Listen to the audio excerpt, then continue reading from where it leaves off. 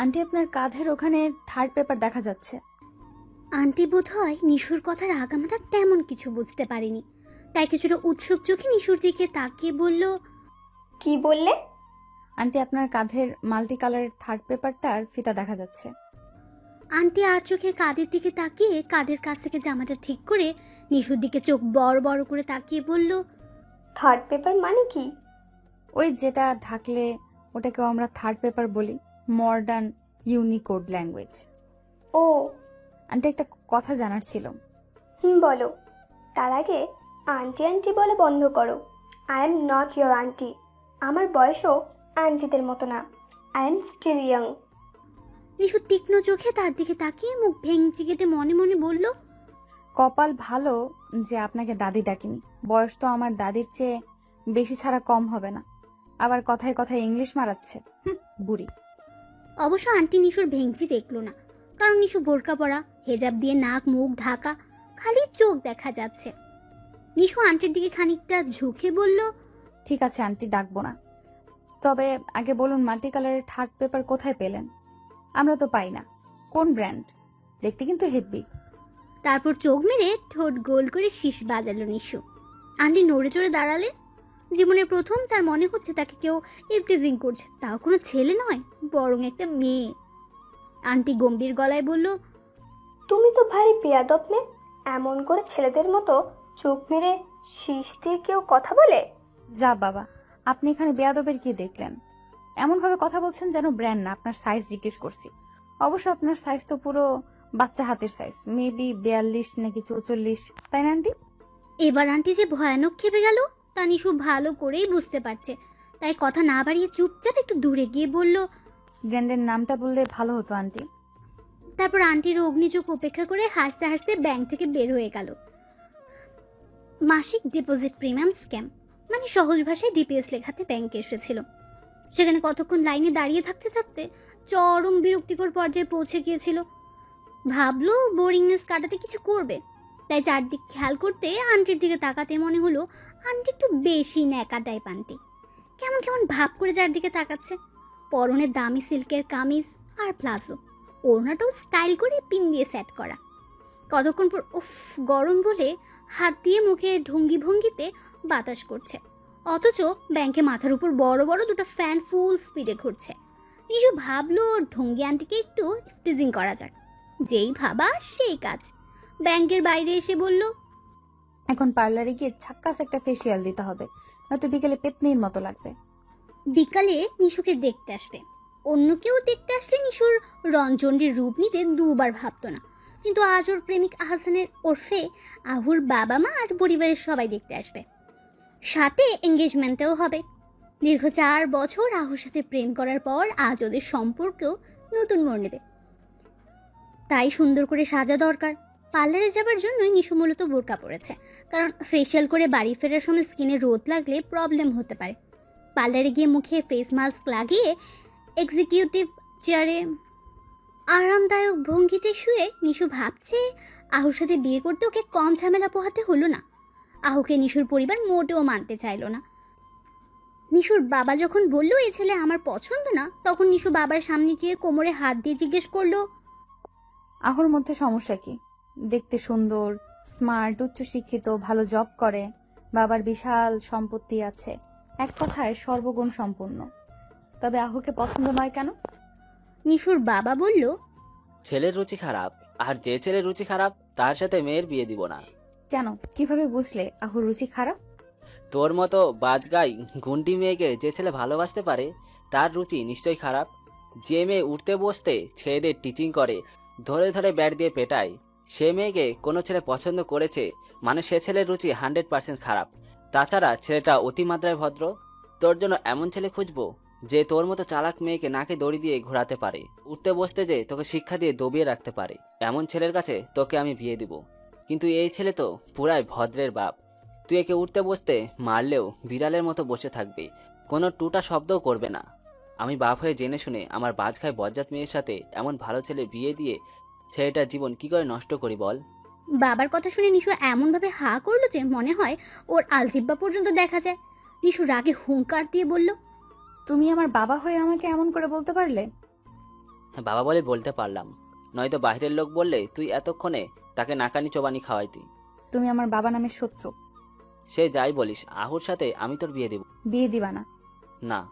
তবে শোন, বিয়ে না দিলে আমি বাসা থেকে পালিয়ে গিয়ে আহুকে বিয়ে করব। তারপর 3 মাস পর এসে বলবো বাবা তুমি নানা হবে, তখন মজা বুঝবে। মেয়ের কথা শুনে নিশুর বাবা নিজামুদ্দিনের প্রেশার হাই হয়ে গেল। উনি জানেন নিশু যা বলে তা করে দেখায়, তাই কোনো উপায় না পেয়ে বিয়েতে মত দিলেন। নিশু পার্লার থেকে বের হয়ে টুকটাক কিছু শপিং করে বাসায় চলে গেল। সন্ধ্যার পর নিশু শাড়ি পরে লক্ষ্মী মন্তমী এসে যে পাত্রপক্ষের সামনে গেল। আহু হা হা করে তাকিয়ে থাকলো কতক্ষণ। নিশুর দুলাভাই আহুকে নিশুর পাশে বসালো ছবি তোলার জন্য। সবাই দুজনের জুটির বেশ প্রশংসা করলো। আহু মৃদু স্বরে বলল, নিশু, তোমাকে খুব সুন্দর লাগছে। তাহলে গালে একটা চুমু খাও। কি বলছো এসব? বড়রা শুনলে কি ভাববে? তোমার মতো হাদারাম বয়ফ্রেন্ড যেন কারো কপালে না জোটে। 4 বছরের প্রেমে নিজে থেকে জড়িয়েও ধরলে না, 4টা বছর পুরো ওয়েস্ট। বিয়ে হলে তারপর। নিশু কিছু বলতে নিবে, তখন একজন বলল, কি ফুসুর ফুসুর হচ্ছে দুজনের মধ্যে? এমন কারো কথায় নিশু চোখ তুলে তাকিয়ে মুখ হা হয়ে গেল। মনে হচ্ছে চোখ দুটো খুলেই বেরিয়ে পড়বে, কারণ যে কথা বলছে সে আর কেউ নয়, ব্যাংকের সে আন্টি। নিশু মনে মনে বলছে, এই মাল্টি কালার মালটা এখানে কি করছে? আমাকে চিনে ফেললে তো ক্যাচাল হয়ে যাবে। তখন পাশ থেকে নিশুর শাশুড়ি বলল, বৌমা, উনি তোমার ফুপু শাশুড়ি। নিশু ফুফু শাশুড়ি শুনে ভিমরি খাবার জোগাড় হলো। নিশু খুব নিচু স্বরে বলল, আসসালামু আলাইকুম। আওয়াজটা শুনে চমকে উঠলেন রেশমি। তীক্ষ্ণ চোখে তাকালো নিশুর দিকে। নিশু মনে মনে দোয়া, ইউনুস, আয়াতুল কুরসি, কালিমা যত ধরনের দোয়াও জানে সব পড়তে লাগলো। রেশমি নিশুর কাছে এসে তীক্ষ্ণ চোখে তাকিয়ে বলল, কই দেখি, আমার দিকে তাকাও তো। নিশু ঢোক গিলে তার দিকে তাকালো। রেশমি নিশুর দিকে তাকিয়ে বলল, তোমার সাথে কি আমার আগে কোথাও দেখা হয়েছে? নিশু মনে মনে বলল, মাল্টি কালার মালটা থুকু মানে ফুপুটা আমায় চিনে ফেলেনি তো আবার, আল্লাহ মালুম। কিন্তু মুখে মেকি হাসির রেখা ফুটিয়ে বলল, জি না ফুপু আম্মা, আমি আপনাকে আগে কখনো দেখিনি। ও, আমার কেন জানি মনে হচ্ছে তোমার চোখ আগে কোথাও দেখেছি। তোমার গলার শটটাও বেশ চেনা চেনা লাগছে। আচ্ছা, তুমি বোরকা পরো? একদম না, আমার বোরকা পরতে একদম ভালো লাগে না। ও, আজ কি বের হয়েছিলে? জি না ফুপু আম্মা, সারাদিন ঘরে ছিলাম। মা আমাকে দুধের স্বর, হলুদ, নিম পাতা, গোলাপের পাপড়ি বেটে পেস্ট করে সেটা আমার মুখে লাগিয়ে দিয়েছিল। সারাদিন মায়ের সাথেই ছিলাম। বিশ্বাস না হলে বাবা মাকে জিজ্ঞেস করুন। নিশুর মা সুমি বেগম নিশুর কথা শুনে থতমত খেয়ে গেলেন। উনি মনে মনে বলছেন, পাজি মেয়েটা নির্ঘাত কোনো বদমাইশি করেছে, এখন কি সুন্দর করে মিথ্যা বলে আমায় ফাঁসিয়ে দিল। এখন আমাকেও ওর জন্য মিথ্যা বলতে হবে। এই মেয়ের জ্বালায় আল্লাহ নির্ঘাত আমাকে নরকে পাঠাবে। আমি তো ওর মতো পানির মতো মিথ্যা বলতে পারি না, তবুও চেষ্টা করতে হবে। মানে বিয়েটা হয়ে গেলে পুরো এলাকা ভাব ছেড়ে বাঁচবে। এ তো মেয়ে না, অ্যাটম বোম, যার ঘড়ির কাঁটা নষ্ট যখন তখন, যেখানে সেখানে ধুমধাম ফেটে যায়। রেশমি নিশুর মায়ের দিকে তাকাতেই সুমি বেগম একটু হেসে বললেন, জি বিয়ান সত্যি বলছে, সারাদিন আমার সাথেই ছিল। রেশমি আরো কিছু বলতে গেলে আহুর মা আহিয়া বেগম বলল, কি শুরু করলি রেশমি? প্রশ্নের ব্যাংক খুলে বসলি এখানেও? এখানে পুলিশগিরি করিস না বোন, যা বৌমাকে আশীর্বাদ কর। রাতে আহু নিশুকে ফোনে জিজ্ঞেস করলো, নিশু, সত্যি করে বলো তো ব্যাপার কি? ফুপি কি তোমাকে চিনে? হ্যাঁ, আবার না। মানে? নিশু ব্যাংকের ঘটনা খুলে বলল। আহু শুনে হা হয়ে গেল আর বলল, সর্বনাশ, ইফটিজিং করার আর লোক পেলে না, তাও রেশমি ফুপুকে। কেন, তোমার ফুপু কি বাঘ না ভাল্লুক? তার চেয়েও বেশি। হয় বেবি। ফুপিকে আমাদের পুরো বংশের লোক ভয় পায়। উনি রাজশাহী জেলার ডেপুটি কমিশনার ছিল। দীর্ঘদিন পুলিশি কাজে দেশ সেবায় নিজেকে বিলিয়ে দিয়েছেন। বিয়ে পর্যন্ত করেনি। জানো ফুপু তার জীবনে 5টা এনকাউন্টার করছে। নিশুর হাত থেকে ধুম করে ফোনটা পড়ে গেল। ফোনটা তুলে বলল, লা ইলাহা ইল্লা আনতা সুবহানাকা ইন্নী কুনতু মিনাজ জালিমিন। দোয়া ইউনুস পড়ে বলল, তোমার ফুপু এত ভয়ানক?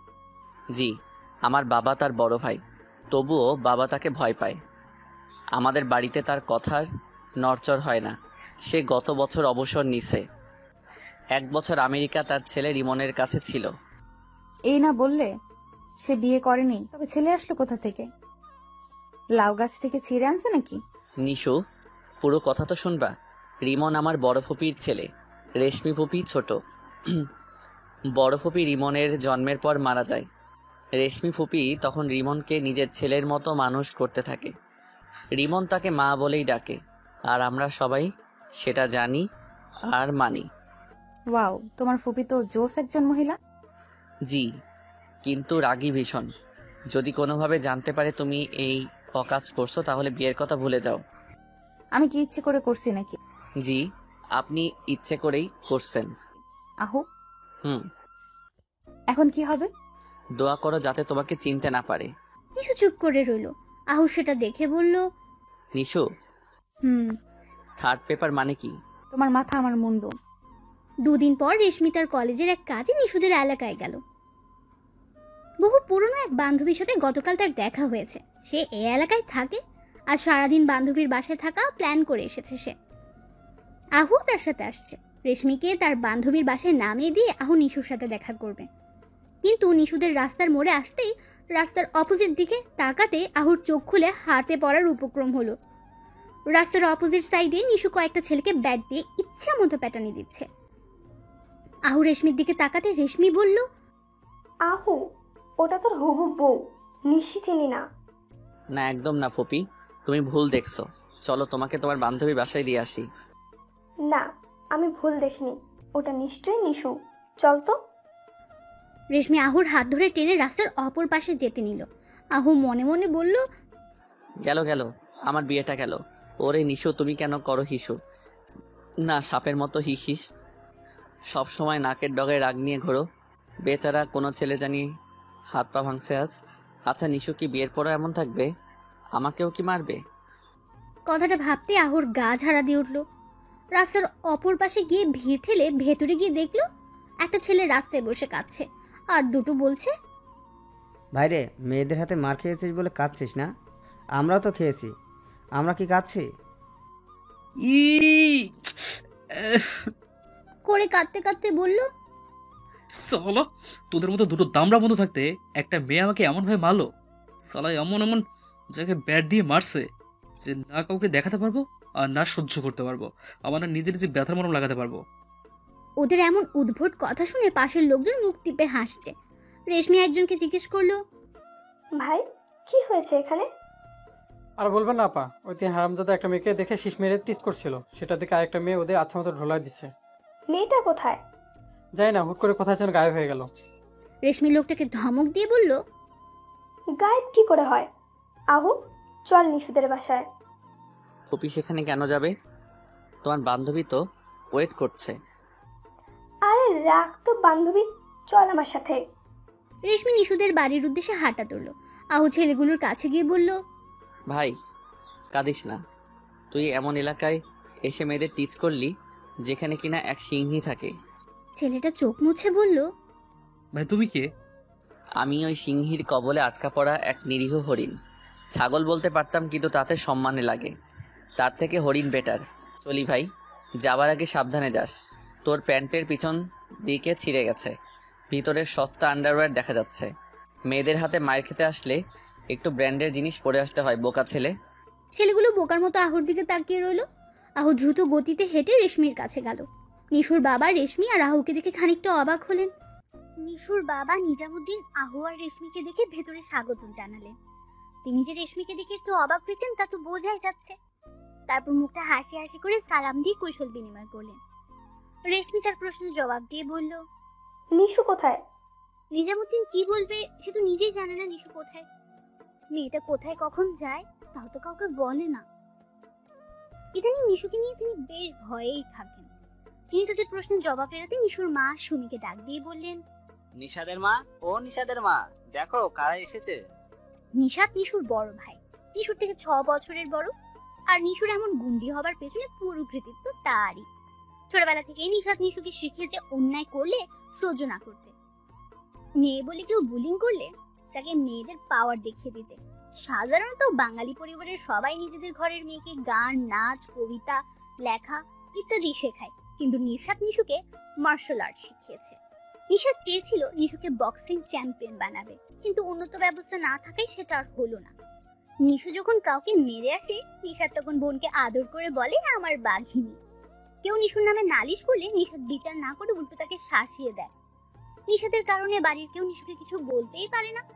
নিশাদ নিশুকে এতটা ভালোবাসে যে বিয়ের জন্য মেয়ে দেখতে গেলে মেয়েকে সরাসরি বলে, আমার বোনের দুষ্টমি যদি সহ্য করতে না পারো তবে বিয়ে হবে না, বা বিয়ের পর যেদিন আমার বোনকে কটু কথা বলবে সেদিন আমার বাড়িতে শেষ দিন হবে।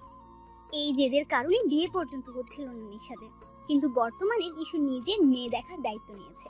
সবার ধারণা এবার নিশাদ বিয়ের পিড়িতে বসবে। নিজামুদ্দিনের ডাক শুনে সুমি ভেতর থেকে বের হলেন। রেশমিকে দেখে তিনিও খানিকটা অবাক হলেও কৌশল বিনিময় করলেন। রেশমিও তাকে জিজ্ঞেস করলো, নিশু কোথায়? সুমি বলল, নিজের রুমে। আহু মনে মনে বলল, নিশু এর মধ্যে রুমে এসে পড়ছে, বাহ, অবশ্য ও তো নিশু, ওর দ্বারা কিছু অসম্ভব নয়। রেশমি সুমির দিকে তাকিয়ে বলল, হ্যাঁ হ্যাঁ অবশ্যই। রেশমি আহুকে সাথে নিয়ে নিশুর রুমের সামনে গিয়ে দেখলো দরজা বেজানো। তিনি দরজা হালকা ধাক্কা দিতে খুলে গেল। নিশু ঘুমাচ্ছে। রেশমি কিছুক্ষণ নিশুর দিকে তাকিয়ে থেকে আহুর দিকে তাকিয়ে বলল, আমার বোধহয় দেখার ভুল হয়েছে। যাই হোক, আমি নিচে বেয়ানের সাথে কথা বলি, তুই ওর সাথে কথা বল। আহু মনে মনে হাফ ছেড়ে বাঁচলো। রেশমির রুম থেকে যেতেই আহু নিশুর দিকে তাকালো। মেয়েটা ঘুমের ভান ধরে থাকলো, কি সুন্দর লাগছে। আহু নিশুর দিকে তাকিয়ে বলল, নিশু তুমি তো আমার মনটা চুরি করে নিছো। নিশু তখন চোখ পিটপিট করে ঘুমের ভান ধরে রইল। আহুর মাথায় একটা দুষ্টুমি বুদ্ধি আসলো। নিশুর রুমের দরজাটা বন্ধ করে থুপ করে নিশুর চাদরের ভেতর ঢুকে নিশুকে গভীরভাবে জড়িয়ে নিয়ে কপালে চুমু খেল। নিশু লজ্জায় লাল হয়ে গেল। আহু নিশুর দিকে তাকিয়ে বলল, এই প্রথম তোমাকে এত লজ্জা পেতে দেখলাম, কিউট লাগছে। নিশু চোখ মেলে আহুর দিকে তাকিয়ে বলল, তোমার দেখছি বেশ সাহস হয়েছে। আহু নিশুকে আরো শক্ত করে জড়িয়ে ধরে বলল, সাহস সবসময় ছিল নিশু, শুধু দেখাইনি। আর সাহস না থাকলে তোমার মতো বাঘিনীকে নিজের ভালোবাসার জালে কি করে আটকাতাম? তোমার মতো বাঘিনীকে বধ করতে বাঘ হওয়া দরকার। আসছে আমার বাগরে, গায়ে শক্তি আছে নাকি? ছাড়ো, উঠবো। আহু নিশুকে এত শক্ত করে জড়িয়ে ধরলো, নিশু নড়তেও পারছে না। আহু হাসি দিয়ে বলল, নিশু আরো শক্তি দেখবে? নিশু নিজেকে ছাড়ানোর আপ্রাণ চেষ্টা করে বলল, ছাড়ো, কেউ এসে পড়লে কি বলবে? কি বলবে? আমার হবু বউ, তার রুমে আসলে কে কি বলবে? হবু বউ পুরোপুরি বউ নয়, ইডিয়েট। ছাড়ো। ওহো, বাঘিনী আজ বাঘের জালে পরাস্ত তবে। নিশু হাসি দিল। আহু আবার নিশুর মাথায় চুমু খেয়ে বলল, সকাল সকাল ছেলেগুলোকে মারলে কেন? হারামি গোলায় মেয়েদের সাথে ইতরামি করছিল, ওদের ছেড়ে দিব নাকি? একটুর জন্য ফুপির হাত থেকে বেঁচে গেছো। হ্যাঁ, আমি তোমাদের দেখেই সাইলেই নিয়ে ফুরুত হয়েছি। আহা নিশু, হুম। তোমাকে এভাবে বুকে জড়িয়ে ধরে মনে হচ্ছে কোনো রেশমের পুতুল জড়িয়ে ধরেছি। এই রেশমের মতো নরম হাত দিয়ে ছেলেদের কেন পিটাও? ছেলেদের না পিটালে আমার হাত নিষ্পিস করে। পাগলি কোথাকার। চলো, ফুপি নিচে বসে আছে। তুমি যাও, আমি চেঞ্জ করে আসছি। পরনের ড্রেস দেখলে ফুপি পাক্কা বুঝে যাবে ওটা আমি ছিলাম। আচ্ছা। আহু নিশুর রুম থেকে বের হতেই নিশাদের সামনে পড়ল। নিশাদকে আহু কিছুটা ভয় পায়। আহু মাথা নিচু করে সালাম দিল। আসসালামু আলাইকুম ভাইয়া। ওয়ালাইকুম আসসালাম। কেমন আছেন? ভালো, তুমি? জি ভালো। নিশু রুমে কি করছিলে? শুয়ে। কি, আমার বোনের সাথে উল্টো পাল্টা কিছু করলে খবর আছে? না না, কিছু করিনি, আমি তো দেখা করতে আসছিলাম। আপনার কি মনে হয় নিশুর মতো মেয়ের সাথে উল্টাপাল্টা করা সহজ নাকি? না করলেই ভালো।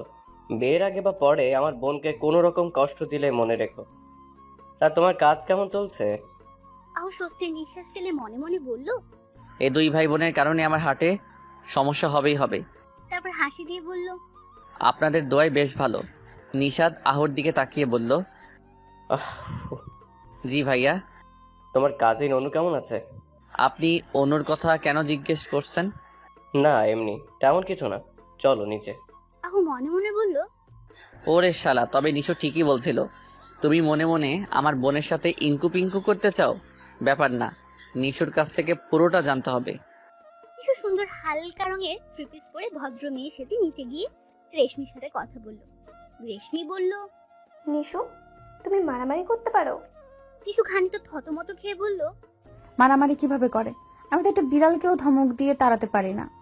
পাশে দাঁড়িয়ে নিশুর চাচি মনে মনে ভাবছে, কেমন সহজ সরল সেজে মিথ্যে বলছে দেখো।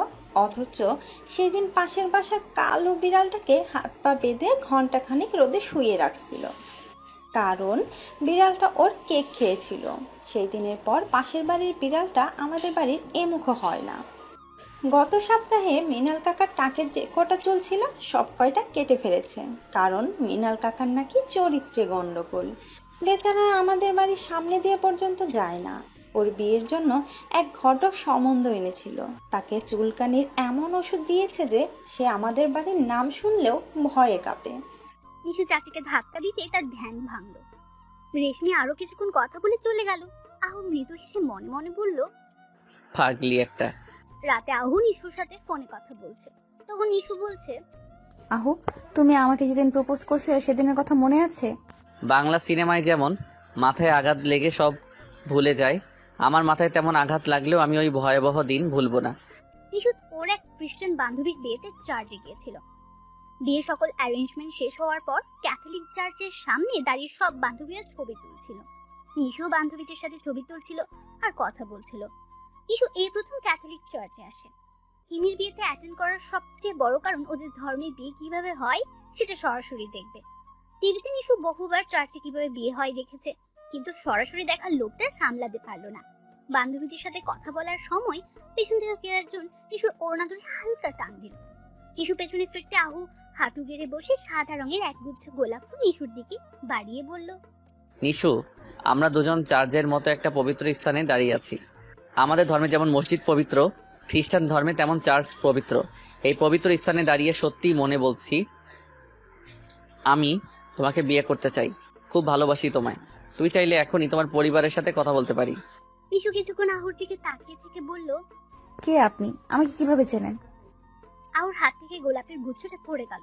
আহু মুখ ভার করে বলল, তুই সত্যি আমাকে চিনতে পারোনি? জি না। মাসখানেক আগে তোমার খালামণির বিয়ে আমার ছোট চাচার সাথে হয়েছিল, তখন পরিচয় হলো। তারপর তো 3-4 বার তোমার বাড়িতে গেলাম, আর গত সপ্তাহে তো তোমার সাথে কথাও বলছিলাম। তুমি ভুলে গেলে? আমি তো কত লোকের সাথেই কথা বলি, সবাইকে কি মনে রাখবো নাকি? ও, আহুর খুব অভিমান হলো। আহু বিড়বিড় করে বলছে, সব লোকের সাথে আমার তুলনা দেয়া কেন লাগবে? সবাই তো তোমাকে ভালোবাসে না, আমি ভালোবাসি। সেদিন তোমার চোখের প্রশংসা করলাম, তাও ভুলে গেলা। তোমার খালামণি আর আমার কাকুর বিয়েতে দুজন কত দুষ্টুমি করলাম, তাও ভুলে গেলা। আহু দাঁড়িয়ে নিশুর দিকে তাকিয়ে বলল, দুঃখিত, আমি বুঝতে পারিনি তুমি আমাকে চিনো না। আমি ভেবেছিলাম তুমি আমাকে খুব ভালোভাবে চিনো, সবার সাথে আমাকে মিলাবে ভাবিনি। যাই হোক, দুঃখিত। আহু সেখানে এক মুহূর্ত দাঁড়ালো না, রাগ করে চলে গেল। সেদিন বিকেলে আহু কিছু কাজে নিশুদের এলাকায় গিয়েছিল। তখন রাস্তার মোড়ে জটলা বাঁধা দেখে সেখানে গেল। গিয়ে দেখলো নিশু একটা ছেলেকে ভয়ানক পেটাচ্ছে। নিশু সাধারণত জিন্স প্যান্ট আর শর্ট কামিজ পরে, প্রায়ই হয়তো জিন্স পরে মারামারি করতে সুবিধা হয়। ছেলেটা কোনো মতে পালিয়ে তো গেলই, কিন্তু যাবার আগে চাকু দিয়ে নিশুর হাতে আঘাত করে গেল। আহু তাড়াতাড়ি নিশুর কাছে গিয়ে পকেট থেকে রুমাল বের করে হাতটা বেঁধে দিল। নিশু আহুর থেকে নিজের হাত ছাড়িয়ে নিতে গেলে আহু একটা ধমক দিয়ে বলল, বেশি নড়লে তুলে একটা আছাড় দিব। মেয়ে হয়ে ছেলেদের মতো থাকো কেন? ওই মেয়ে সবসময় নাকের ডগায় রাগ নিয়ে ঘোরো কেন? নিজের ভিতর একটু মেয়েলিপনা থাকলে তোমার জাত যাবে না। এই প্রথম বোধহয় নিশুকে কেউ ধমক দিয়ে কিছু বলল। অন্য কেউ বলে নিশু তাকে দেখিয়ে দিত, কিন্তু এই ছেলেকে কি বলবে? ভালোবাসে যে ছেলেটাকে। নিশু মনে মনে বলল, ভাগ্যিস মনের কথা কেউ শুনতে পায় না, নয়তো এই ছেলে শুনে ফেলতো আমি ওকে ভালোবাসি। আহু নিশুকে নিয়ে হসপিটালে গেল। ডাক্তাররা ভালো করে ড্রেসিং করে দিল। আহু নিশুকে বাসায় নিয়ে এসে সবার সাথে আলাপ করালো। ডাক্তার বলছে রাতে জ্বর আসতে পারে, ওষুধ খেলে ঠিক হয়ে যাবে। নিশু মাথা নেড়ে শুধু হ্যাঁ বলল। রাত 12টা। নিশু আহুর নম্বরে ফোন দেবে কি দেবে না ভাবছে। বহু কষ্টে খালামণি বুজুং বাজুং বুঝিয়ে ম্যানেজ করে আহুর নাম্বার নিয়েছে, কিন্তু এখন ফোন দিতে ভয় করছে। নিশু মনে মনে ভাবলো, আমি নিশু হয়ে ভয় পাচ্ছি, তাও ওই গাধাটাকে। আজ ওকে চার্জে বসে বোকা বানিয়ে একদম ঠিক করেছি। ইডিয়েট, এতদিন আমাকে লুকিয়ে লুকিয়ে দেখছে, অথচ প্রপোজ করার সাহস করেনি। আজ প্রপোজ করলো তো করলো, তাও এত এত মানুষের ভেতর চার্চে বসে। এত মানুষের মধ্যে কিভাবে বলি? আমার বুঝি লজ্জা করে না? তাছাড়া নিশাত ভাইয়াকে জিজ্ঞেস না করে হ্যাঁ বলি কি করে? নিশু বিজবিজ করে আবার বলছে, আমি লজ্জা পেয়েছি। এই কথা ঘরের লোক শুনলে নিশ্চিত কিডনি স্ট্রোক মানে কিডনি অ্যাটাক করবে। হার্ট অ্যাটাক না, স্ট্রোক তো কত লোকেই করে, কিডনি অ্যাটাক কজন করে। নিশু অনেকক্ষণ ভেবে ভেবে ফোনটা হাতে নিয়ে আহুকে কল দিয়েই ফেললো। এত রাতে ঘুম ঘুম চোখে নিশুর নম্বর দিকে আহুর সব ঘুম উড়ে গেল। ফোন রিসিভ করতেই হ্যালো বলার পর দুজনেই খানিকক্ষণ সময় চুপ রইল। আজকে আহুকে চুপ দেখে নিশু আহুকে ধমক দিয়ে বলল, কি হয়েছে কি? বাদুরের মতো চুপচাপ করে আছেন কেন? কথা বলেন না কেন? না মানে তুমি এত রাতে আমাকে ফোন দিছো ঠিক বিশ্বাস হচ্ছে না। তুমি আমার নাম্বার কোথা থেকে পেলে? খালামনের কাছ থেকে নিয়েছি। আমাকে অসুস্থ রেখে সে যে গেলেন, কই একবারও তো ফোন দিয়ে খোঁজ নিলেন না। না মানে যদি কিছু মনে করো। এই আপনার ভালোবাসা? কি? আমি আপনার বড় ভাইকে আপনার প্রপোজালের কথা বলেছি। আহু ভয় পেয়ে তোতলাতে তোতলাতে বলল, কেন? বারে ভাইয়াকে না বললে বিয়ে কিভাবে হবে? কি? ভাইয়া বলেছে আমি কেবল অনার্সের প্রথম বর্ষে পড়ি, অনার্স শেষ না হলে বিয়ে দিবে না। হ্যাঁ তো? তোর কলা গাছের বাদর জানি কোথাকার, সে কখন থেকে কি কেন হ্যাঁ তো না করে যাচ্ছে। গাধার খালাতো ভাই বোঝেও না। ভাইয়া আমাদের সম্পর্কে রাজি। আমাদের আবার কিসের সম্পর্ক? তুমি তো আমায় চিনোই না। শালা বাদর, বেশি কথা পেঁচালে ঠ্যাং ভেঙে কলা গাছে ঝুলিয়ে রাখবো, তখন মজা বুঝবি। Issue mind your language. তোর ল্যাঙ্গুয়েজের গুষ্টি টুট টুট টুট টুট টুট। কতক্ষণ যাবত এটা বোঝাতে চাইছি আই লাভ ইউ টু, কিন্তু সাহেব কথা পেঁচাচ্ছে। বেশি কথা পেঁচালে আমার মাথা হেব্বি গরম হয়ে যায়। মুচকি এসে আহু বলল, সরি। It's okay. কবে থেকে আমার মতো বাদরদেরকে ভালোবাসেন? প্রথম থেকে। তো তখন নাটক কেন করলা? তো কি করব, ভাইকে না বলে আমি কোনো সিদ্ধান্ত নিই না। ও, তো এখন কি করব? আচ্ছা গাধার পাল্লায় পড়লাম তো। বলি তোমাকে কি এখন প্রেম করাও শিখাবো? আহু অট্ট হাসি দিয়ে বলল, তোমার প্রেম তো মারামারি করা, প্রেম তো আমি তোমায় শিখাবো নিশু। রোজ প্রেমের নতুন নতুন অধ্যায় পড়াবো, শিখাবো। শিখবে? নিশু লজ্জা পেলেও আহুকে বুঝতে দিল না। বুঝতে দিলে নিশু আরো লজ্জা পাবে। সেই থেকে আহুর উপর নিশুর গুন্ডামি শুরু। নিশু চুপচাপ ভদ্র মেয়েদের মতো রেশমির সামনে বসে আছে। রেশমিকে দেখে বোঝা যাচ্ছে সে বেশ রেগে আছে, কিন্তু নিশু রেশমির রাগের কারণ বুঝতে পারছে না। নিশু মনে মনে বলছে, আজ তো কাউকে মারেনি, মানে তিনি আমাকে মারতে দেখেনি, তবে কেন রেগে আছে? তাছাড়া আজ আহুদের বাসায় আমাদের বাসার সবাই দাওয়াতে আসছে। তাছাড়া আজকে আমাদের বিয়ের তারিখ ফিক্সড হবে। তবে মাল্টি কালার মালটা রেগে আছে কেন? আর রাখছে তো রাখছে, আমার দিকে ফুলন দেবীর মতো অমন করে তাকিয়ে আছে কেন? ডাল মে কুছ তো কালা হ্যাঁ নিশো। আহু দুবার রুমে ঢুকতে গিয়েছিল, রেশমি ধমক দিয়ে তাড়িয়ে দিয়েছে। এখন আহু দরজায় কান লাগিয়ে শোনার চেষ্টা করছে ভেতরে কি হচ্ছে। আহু দরজায় কান পেতে শোনার অনেক চেষ্টা করলো, কিন্তু কিছুই শুনতে পেল না। কিছুক্ষণ পর রেশমি আর নিশু দুজন হাসতে হাসতে রুম থেকে বের হলো। আহু চোখ বন্ধ করে মাথা ঝাড়া দিচ্ছে, আবার চোখে ভালো আঙ্গুল দিয়ে কচলে সামনে তাকে দৃশ্য দেখে পুরো হা হয়ে গেল।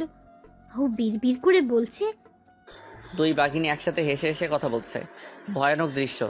ছোটবেলা থেকে তো জানতাম দুই বাঘিনী এক বনের এক এলাকায় থাকা দুষ্কর, এরা দেখছি হেসে হেসে কথা বলছে।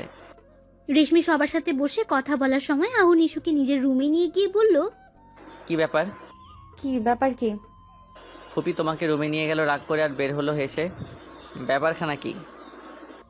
ব্যাপার হলো তোমার ফুপু জেনে গেছে আমি সেই মেয়ে যে ব্যাংকে তাকে টিস করেছিলাম, আর ছেলেদের পিটানি দিতে আমার জুড়ি মেলা ভার। সর্বনাশ, আমার বোধহয় আর বিয়ে হবে না।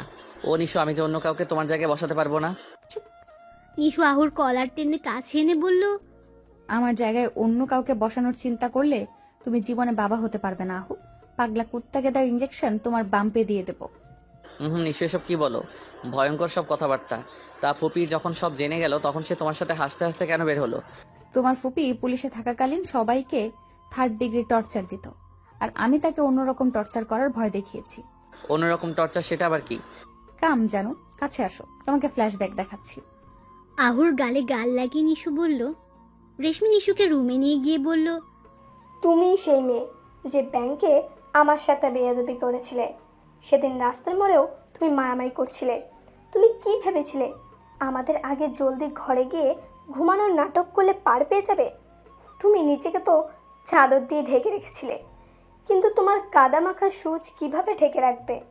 তোমার ব্যাট, হকি স্টিক মেয়েদের রুমে সাজার প্রসাধনী থাকে, অথচ তোমার রুমে আমি bat, hockey stick, chain, boxing gloves থাকে।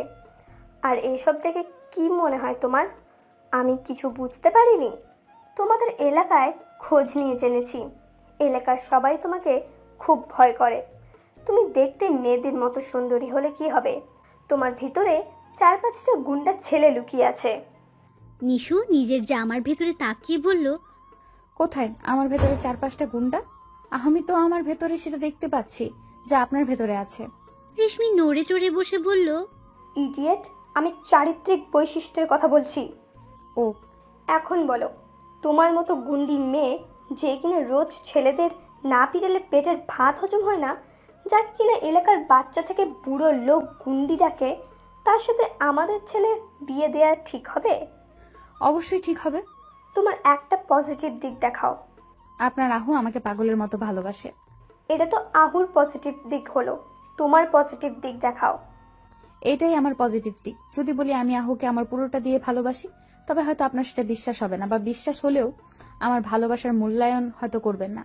কিন্তু যেইভাবে আহু আমার জন্য পাগল, সেখানে আপনি আমাকে আহুর বউ হিসেবে মানতে বাধ্য।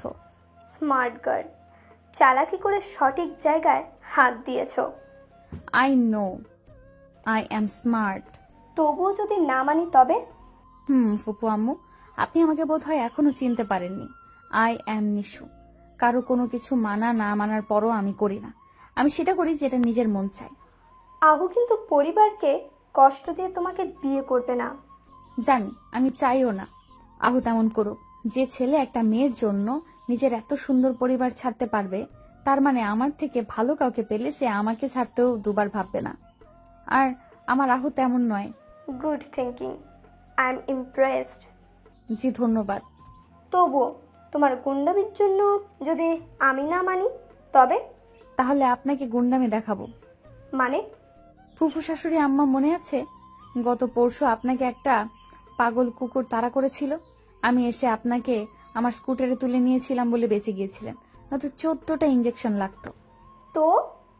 তো ভাবুন, রোজ যদি কয়েকটা পাগল কুকুর আপনাকে তাড়া করে তবে কেমন হবে? আপনার নামে বড় বড় বাক্সের কিছু পার্সেল আসলো। পার্সেল খোলার সাথে সাথে বক্সের ভেতর থেকে 100 ইঁদুর আর 100 ব্যাঙ লাফিয়ে আপনার গায়ে পড়ে সারা ঘরময় ছড়িয়ে পড়ে, তবে কেমন হবে? আরো কিছু বক্স থেকে তেলাপোকা, টিকটিকি কিংবা কেঁচো বের হলো, তবে কেমন হবে? রেশমির গা গুলিয়ে উঠল, নাক মুখ বোচা করে বলল, নিশু, তুমি কি নোংরা আর ভয়ানক। এর চেয়ে ভয়ানক আর একটা কথা বলি তো, তাহলে ফুপু আম্মা, আপনি যদি দাদি হতে যাচ্ছেন, আহুর সন্তান আমার পেটে। রেশমি বিছানার লাফ দিয়ে উঠে দাঁড়িয়ে বলল, হোয়াট? আরে ফুপু শাশুড়ি, হাইপার হবেন না, আপনার প্রেশার বেড়ে যাবে। বিশ্বাস না হলে আহুকে গিয়ে জিজ্ঞেস করবেন আমার পিঠে ডান পাশে আর নাভির দিকে নিচে 2টো তিল আছে কিনা। দেখবেন আহু লজ্জায় লাল হয়ে যাবে। রেশমি কিছুক্ষণ নিশুর দিকে তাকিয়ে থেকে নিশুর গালে হাত দিয়ে বলল, নিশু, তুমি ভয়ানক পাগল মেয়ে। আহু সত্যি ভুল কাউকে বাছাই করেনি। যে মেয়ে নিজের কাছের মানুষকে আঁকড়ে রাখার চেষ্টা করতে পারে, সে নিঃসন্দেহে ভালো স্ত্রী হতে পারে। দোয়া করি তোমরা সুখী হও। আপনি কি বাচ্চার কথা শুনে মেনে নিলেন নাকি? রেশমি হেসে বলল, I know you are not pregnant. You are still virgin. Nishu লজ্জা পেয়ে বলল, কি করে বুঝলেন? তোমার মতো মেয়েরা শুধু মুখে মুখে দুষ্টুমি করতে পারে, কাজের বেলায় তেমন নয়। আমি গ্যারেন্টি দিয়ে বলতে পারি, আহু তোমাকে কাছে টানতে ভয় না পেলেও তুমি আহুর কাছে যেতে ভয়ানক ভয় পাও। Am I right? নিশু মাথা নিচু করে বলল, বিয়ের আগে ওসব ঠিক না। রেশমি হেসে বলল, চলো, সবাই অপেক্ষা করছে আমাদের জন্য। আহু হা হয়ে গেছে। নিশু আহুকে ধাক্কা দিয়ে বলল, ওই পাগল, ফ্ল্যাশব্যাক শেষ। তুমি কেন ঘুরে আছো? নিশু তোমাদের কথা শুনে মাথা ঘোরাচ্ছে। কেন? তুমি তো দেখি সাংঘাতিক মেয়ে। সেটা কি তুমি নতুন জানো নাকি? হ্যাঁ জানি। নিশু, সত্যি কি তোমার পিঠের ডান পাশে আর নাভির নিচে 2টো তিল আছে? কেন? একটু দেখি। আহু একদম অসভ্যতামি করবা না, চলো বড়দের কাছে। আহু মেয়েকে রাগ দেখিয়ে বলল, থাক, দেখানো লাগবে না। নিশু মৃদু হেসে আহুর চুল এলোমেলো করে আহুর গালে একটা চুমু খেয়ে রুম থেকে পালিয়ে গেল। আহু হাসতে হাসতে বলল, পাগলি একটা। সামনের মাসের 26 তারিখ আহু আর নিশুর বিয়ের তারিখ নির্ধারিত হলো। আর তার ঠিক 1 মাস পর অনু আর নিশাদের বিয়ের তারিখ ঠিক হলো। নিশাদ অনুকে অনেক আগে থেকে পছন্দ করত, কিন্তু বলার সাহস ছিল না। অনুকে ভালো লাগার সবচেয়ে বড় কারণ ছিল অনু নিশুকে নিজের ছোট বোনের মতো স্নেহ করে। যদিও অনু জানতো না নিশাদের বিয়ে নিয়ে এমন উদ্ভট শর্ত আছে। কিন্তু যখন থেকে নিশুর সাথে অনুর পরিচয়, তখন থেকে নিশুর দুষ্টুমিগুলো অনুর খুব ভাল লাগতো। সেজন্যই অনু নিশুকে খুব ভালোবাসতো। আর সে ভালোবাসা দেখেই নিশাদের মনে অনুর প্রতি ভালো লাগা তৈরি। আর ভালো লাগা ভালোবাসায় রূপ নেয়। কিন্তু বলার মতো সাহস নিশাদ বা অনু কেউই করতে পারেনি। যে সমস্যার সমাধান নিশু করে দিয়েছিল। নিশু বুঝতে পারছিল এ অকর্মার ঢেকি কোনো কাজের না, তাই বড়দের বলে দুজনের 4 হাত এক করে দিল। বাড়ির পরিবেশে খুব হাসি খুশিময়। হাসি খুশি যেন গরম জিলাপি ভাজার গন্ধের মতো সারা বাড়িতে মো মো করছিল। কিন্তু কথা আছে, অতি হাসি কান্নার কারণ হয়। গত 5 ঘন্টা যাবত আহুর বাড়ি থেকে শুরু করে নিশুদের বাড়ির সবাই হন্য হয়ে নিশুকে খুঁজছে। সকালে নিশুদের রাস্তার মোড় থেকে নাকি কিছু ছেলে নিশুকে কিডন্যাপ করেছে। সে থেকে বাড়ির সবাই পাগলের মতো সব জায়গায় নিশুকে খুঁজছে। অনেক খোঁজাখুঁজির পর, রেশমির অনেক চেষ্টার পর নিশুর লোকেশন ট্রেস করা হয়েছে। পুলিশ বাহিনী সহ সবাই সেখানে উপস্থিত হলো। লোকেশন ট্রেস করে জায়গা মতো পৌঁছাতে প্রায় ঘন্টা কানেকের মতো লেগে গেল। একটা বড় বাংলো বাড়ি। পুলিশ বাড়িটাকে পুরো বাড়িটার চারপাশে আটক করে ভেতরে ঢুকে 2 ছেলেকে পেল। তাদের আটক করে জিজ্ঞেস করলো, নিশু কোথায়? তারা পুলিশের ভয়ে বলল, দোতলায়। আহু আর নিশাদ পুলিশের অপেক্ষা না করে আগেই দোতলায় উঠে ঘরগুলো চেক করতে লাগলো। আহু একটা দরজা খুলতে দেখলো ভেতরের চেয়ারের সাথে নিশু বাঁধা আছে। নিশু দরজা খোলার শব্দে আহুর দিকে এক নজর তাকিয়ে লজ্জায় চোখ নিচু করে মাটির দিকে তাকিয়ে রইল। আহু নিশুর দিকে তাকাতেই দেখলো ব্লাউজটা কাঁধের কাছ থেকে ছেঁড়া, ভেতরের টপস দেখা যাচ্ছে। পরনের শাড়িটা নেই, শুধু ব্লাউজ আর পেটিকোট পরে থাকার কারণে পেট নাভি দেখা যাচ্ছে। গালের চরের দাগ, পরপর বেশ কয়েকবার চর মারলে ঠিক যেমন দাগ বসে তেমন দাগ বসে গেছে। চুলের খোপায় পড়া রজনীগন্ধার গোলাপি ফুলের খোপামালার ফুলগুলো ছিঁড়ে এলোমেলো হয়ে গেছে। আহুর কল্পনায় ছিল না ও কোনদিন নিশুকে এমন ভাবে দেখবে। নিশু সে নিচের দিকে তাকিয়ে আছে।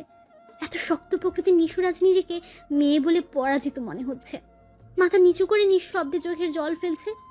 আজ নিশুর চোখের জলের রং দেখতে সহ্য হলেও এগুলো চোখের জল নয়, বরং হৃদয় খরিত লাল রক্ত। এত বছর যাবৎ যে সবসময় মেয়েদের সম্মানহানি হবার হাত থেকে তাদের বাঁচিয়েছে, আজ সে নিজেই চরম লাঞ্ছিত হলো। সত্যি আজ নিশুর জন্য বড্ড লজ্জার দিন। অন্যদের যে রক্ষা করতে পারত, সে নিজেকে রক্ষা করতে কি তবে ব্যর্থ হলো। আহু নিশুর কাছে এসে হাত পায়ের বাঁধনগুলো খুলে দিল। নিশু মনে মনে ভেবে রেখেছে আজ থেকে আর ও আহুর দিকে তাকাবে না। তাকানোর মতো দৃষ্টি নিশু হয়তো হারিয়ে ফেলেছে। আহু নিশুর হাত ধরে বলল, নিশু আমার দিকে তাকাও। নিশু আহুর দিকে না তাকিয়ে বসা অবস্থায় আহুকে জড়িয়ে ধরে বলল, সরি আহু, সরি। তোমার জন্য আজ নিশু থেকে তোমার লক্ষ্মী নিশুর মতো সেজেছিলাম, কিন্তু তোমাকে দেখাতে পারিনি, সরি। আহু নিশুকে জড়িয়ে রইল। কাঁদছে দুজন, কিন্তু শব্দহীন বোবা কান্না ওদের। রক্তক্ষরণ দুজনের মনে হচ্ছে, কিন্তু সেটা অদৃশ্য। বাইরের কেউ তা দেখতে পারবে না। এ রক্তক্ষরণের যন্ত্রণা শুধু এরা দুজনই বুঝতে পারবে, অন্য কেউ নয়। একটু সময়ের মধ্যেই নিশাদ, রেশমি, পুলিশ সহ বাকি সবাই রুমে হাজির হলো। নিশাদ নিজের বোনকে অমন অবস্থায় দেখে পাথরের মতো জমে গেল। পৃথিবীতে কোনো ভাইয়ের কাছে এর থেকে বীভৎস দৃশ্য হয়তো আর হতে পারে না। নিজের বোনকে অর্ধনগ্ন দেখা থেকে কষ্টকর আর লজ্জাজনক কোনো মুহূর্ত হয়তো কোনো ভাইয়ের কাছে নেই। রেশমি চারপাশটা ভালো করে তাকিয়ে দেখতে এক কর্নারে নিশুর শাড়িটা দেখতে পেল।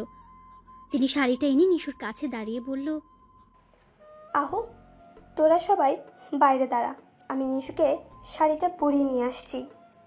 আহুর কানে কারো কথা যাচ্ছে না। ও তো নিশুকে নিজের মাঝে আঁকড়ে ধরে রেখেছে। রেশমি আহুর গালে হাত দিয়ে বলল, বাবা, সব ঠিক হয়ে যাবে, চিন্তা করিস না। নিশুর কিডন্যাপ হবার 7 দিন পর। আগের মতো স্বাভাবিক নেই নিশু। সবসময় নিজেকে রুম বন্ধি করে রাখে, কারোর সাথে কথা বলে না। যে মেয়ে 2 ঘন্টা ঠিক মতো এক জায়গায় স্থির থাকতো না, সে মেয়ে সারাদিন রুমে বসে থাকে। নিজের ভাই থেকে শুরু করে কারোর সাথেই কথা বলে না। নিজেকে প্রচন্ড অপরাধী মনে হয়। নিজের বোনকে রক্ষা না করতে পারা ভাইয়ের জন্য সবচেয়ে বড় ব্যর্থতা। আহু রোজ দেখা করতে এসে ফিরে যায়। রোজ নিশুদের বাড়িতে এসে নিশুর রুমের দরজার কাছে ঘন্টার পর ঘন্টা বসে থাকে। নিশু দরজার অপর পাশে বসে থাকে। আহু কথা বলে নিশু শোনে, কিন্তু উত্তর নিশু দেয় না। চুপ করে শুনে আর নীরব কান্না করে। আহু দরজার ওপাশে গান পেতে থাকা নিশুর অস্তিত্ব অনুভব করে। আজও আহু নিশুর রুমের দরজার কাছে বসে রয়েছে।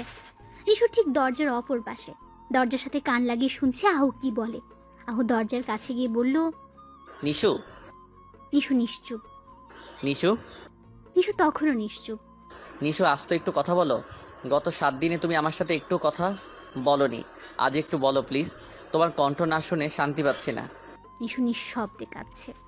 নিশু, তোমার মনে আছে মাস 4 আগে তুমি একটা মেয়েকে হসপিটালে দেখতে গিয়েছিলে? মেয়েটা সুইসাইড করতে চেয়েছিল কারণ মেয়েটাকে কেউ রেপ করেছে। তুমি মেয়েটাকে বুঝিয়েছিলে জোর করে ছুঁয়ে দিলে কেউ নষ্ট হয়ে যায় না। মেয়েরা অত সস্তার বস্তু নয় যে জোর করে ছুঁয়ে দিলে নষ্ট হয়ে যাবে। তুমি তখন মেয়েটাকে সমীকরণের মিশ্রণ নামক একটা বই পড়তে দিয়েছিলে, যেখানে একটা গল্প ছিল আবহমান। তুমি বলেছিলে গল্পটা নায়ক মেহেদির মতো ছেলে হয় না। আমি সেই গল্পের নায়ক মেহেদির মতো হতে চাই না, শুধু ওর মতো প্রিয় মানুষটার। গল্পের রুষা কিন্তু ধর্ষিত হওয়ার পরও নিজের মনোবল অটুট রেখেছিল। তবে তুমি আমাদের নিঃস্ব হয়েও কেন পারছো না? তুমি তো ধর্ষিতা নও, তোমাকে ওরা শুধু তুলে নিয়ে গিয়েছিল। এছাড়া তো তোমার কোনো ক্ষতি হয়নি। নিশু প্লিজ, একবার আমার মুখোমুখি হও, আমি তোমায় কিছু বলতে চাই। নিশু দরজা খুলে আহুর পাশে বসে বলল, আমার সাথে ওরা ঠিক কি কি করেছে শুনবে তুমি? আসো ভেতরে। এলাকার সবার মতে নিশুর ধর্ষণ হয়েছে, কিন্তু যেটা পুরোপুরি ঠিক না। নিশুর ধর্ষণ হয়নি, শুধু অপহরণ করা হয়েছিল। নিশুকে ওদের এলাকার কমিশনারের ছেলে সাকি তুলে নিয়ে গিয়েছিল, কারণ নিশু সাকিকে একবার সর্বসম্মুখে অপমান করেছিল। নিশু সেদিন সাকিকে অপমান করে ভুল কিছু করেনি। সাকি সেদিন একটা মেয়ের সাথে খুব নোংরামি করছিল, আর নিশু সেটা প্রতিবাদ করেছিল মাত্র। সেই রাগটা মেটাতেই সাকি নিশুকে কিডন্যাপ করেছিল, কিন্তু ওরা নিশুর সাথে তেমন কিছুই করতে পারেনি। সাকি এবং সাকির 2 বন্ধু জাহিদ এবং উজ্জ্বল এর বলা অনুসারে ওরা নিশুকে সকালে নিশুদের এলাকা থেকে কিডন্যাপ করে বাংলোতে আনে ঠিকই, কিন্তু তখনই সাকির বাবা জরুরি কাজে 3 জনকে ডেকে পাঠায়, যার ফলে ওরা নিশুকে অজ্ঞান অবস্থায় বেঁধে রেখে নিজেদের কাজে গিয়েছিল। দুপুরের পর ফিরে সাকি নিশুর কাছে যায়, কিন্তু তখন আবার সাকির বাবা সাকিকে ফোন দেয় ওর দাদা নাকি মারা গেছে। সাকির দাদা মারা যাবার কথা শুনে সাকি চলে যায়, আর জাহিদ উজ্জ্বলকে রেখে যায় নিশুকে পাহারা দিতে, আর ওদের বলে যায় ওর আগে যেন নিশুকে কেউ স্পর্শ না করে। জাহিদ আর উজ্জ্বল সাকিকে ভীষণ ভয় পায়, তাই সাকির কথার অবাধ্য হয়নি। সাকি আবার ফিরে আসার আগেই পুলিশ সেখানে যায় আর নিশুকে উদ্ধার করে। পরের দিন সাকিকে আটক করা হয়েছে। কিডন্যাপিং ও অ্যাটেম্পট টু রেপ করার অপরাধে মামলা করা হয়েছে ওদের নামে। বিচার কার্য কি হয় দেখা যাক। আজ নিশু আহুর সাথে নিজের বিয়ে ভেঙে দিয়েছে। সাকিকে পুলিশ আটক করার পর আহু আর নিশাদ থানায় গিয়েছিল। থানায় গিয়ে পুলিশকে বলল 10 মিনিটের জন্য সাকিদের সাথে ওদের দুজনকে জেলে ঢুকিয়ে দিতে, কিন্তু পুলিশ এমনটা কখনোই করবে না। রেশমি, নিশাদ আর রাহুকে অনেকভাবে বুঝিয়ে বাড়ি পাঠায়। আজ যদি নিশুকে সবাই ফিরে পেয়ে থাকে, তবে সেটা একমাত্র রেশমির কারণে। রেশমি বহু বছর পুলিশ হিসেবে দেশ সেবায় নিয়োজিত থাকায় ও জানে কখন কি ব্যবস্থা নেওয়া দরকার। সেদিন রেশমির বুদ্ধির জোরেই নিশুর খোঁজ করা সম্ভব হয়েছিল, নয়তো হয়তো নিশু নামের মেয়েটার সাথে খুব বাজে কিছু হয়ে যেত। নিশু রুম থেকে বের হয়ে আহু চুপচাপ নিজের বাড়ি চলে গেল। কারোর সাথে কোনো রকম কথা বলল না, এমনকি যাবার পর 2 দিন নিশুর সাথে কোনো কথা বলল না। নিশু আহুর বাবাকে ফোন দিয়ে বিয়েটা ভেঙে দিল। তিনি কারণ জানতে চাইলে নিশু কিছুই বলল না। নিশু বিয়ে ভেঙে দিয়েছে শুনেও আহু চুপ ছিল। নিশুর বাড়ির লোক নিশুকে বোঝাচ্ছিল, কিন্তু নিশুর এক কথা, ও কাউকে বিয়ে করবে না। আজ সকালে নিশুর সাথে দেখা করতে অনু আসলো। প্রথমে নিশাদের রুমে গেল। সেখানে গিয়ে দেখলো নিশাদ আনমনে বাইরের দিকে তাকিয়ে আছে। হাতের জ্বলন্ত সিগারেটটা নিজে নিজেই জ্বলতে জ্বলতে আঙ্গুল ছুঁয়ে দিচ্ছে, কিন্তু নিশাদের নিজের আঙ্গুলের জ্বালা পোড়ার কোনো ভ্রুক্ষেপই নেই।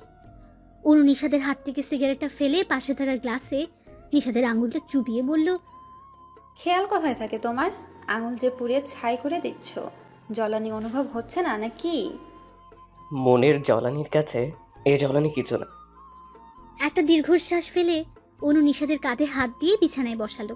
ড্রেসিং টেবিলের ড্রয়ার থেকে অ্যান্টিবায়োটিক অয়েনমেন্ট নিশাদের আঙ্গুলে লাগাতে লাগাতে বলল, হাত পোড়ালেই বুঝি মন পোড়ানোর কষ্ট কমবে? যদি কমে? নিজেকে কষ্ট দিলে কখনো মনের কষ্ট কমে না। তবে কি করবো অনু? আমার ছোট্ট বোনটাকে ওভাবে দেখে আমার কেমন লাগছে তা তোমাকে বোঝাতে পারবো না। অনু নিশাদের হাত দুটো ধরে বলল, নিশু তোমার একার বোন না, আমারও বোন। নিশাদ বসা অবস্থায় অনুর কোমর জড়িয়ে ধরে ওকে শক্ত করে জড়িয়ে ধরে চোখ বন্ধ করে বলল, আমি কিছু বুঝতে পারছি না অনু, আমার নিশুকে আমি এভাবে দেখতে পারছি না।